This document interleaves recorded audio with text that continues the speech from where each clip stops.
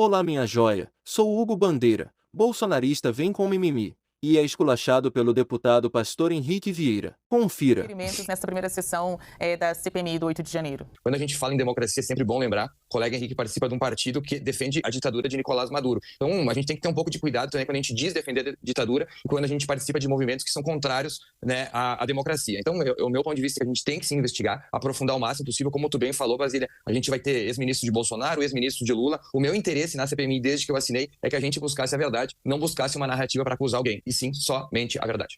Na sua avaliação, Henrique Vieira, qual o requerimento mais importante que deve ser aprovado nesta terça-feira? O mais importante no início desse trabalho, na minha compreensão, é a convocação do ex-ministro da Justiça e Segurança Pública de Bolsonaro, Anderson Torres. Convocar Anderson Torres é chegar bem perto daquele que sempre elogiou a ditadura, daquele que tem torturador como herói. Olha, eu falo com muita tranquilidade. No caso, por exemplo, da Venezuela, eu tenho críticas ao governo Maduro. Onde há autoritarismo e arbitrariedade, a minha consciência é livre para criticar. Onde há avanços democráticos e sociais, a minha consciência é livre para valorizar. Mas tem uma coisa que essa CPMI precisa deixar evidente para o Brasil. Bolsonarismo não é direita, não é civilizado, não dá para dialogar e trocar ideias sobre posições diferentes de mundo. Bolsonarismo é extrema direita, é negacionismo, é genocídio, é exaltação da violência e das armas, é glorificação do ódio, é fanatismo religioso, é desconsiderar a realidade. A terra é plana e dia 8 de janeiro foi culpa do Lula. É a mesma falência do pensamento crítico.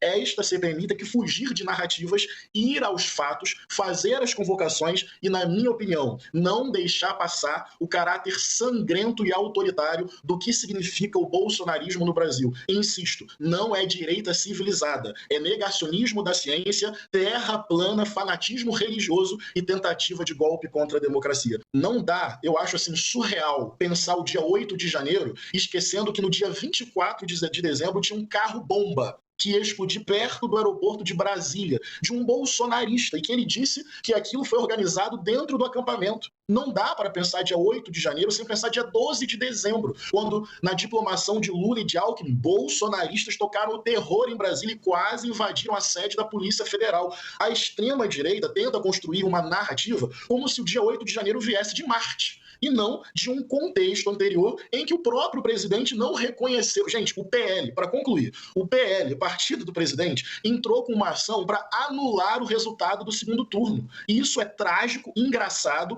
tosco e pitoresco ao mesmo tempo. O partido entrou com uma ação e era só do segundo turno, não era do primeiro, não. O problema é que a extrema-direita, de tão absurda e de mentir tantas vezes, começa a fazer daquilo que é absurdo algo que parece normal. Dia 8 de janeiro, os presos têm que ser ouvidos, se são inocentes, isso tem que ser revertido para ontem, mas não dá para pensar 8 de janeiro sem carro-bomba dia 24 de dezembro e quase catástrofe em Brasília, como se isso não tivesse nada a ver com um golpismo próprio do bolsonarismo.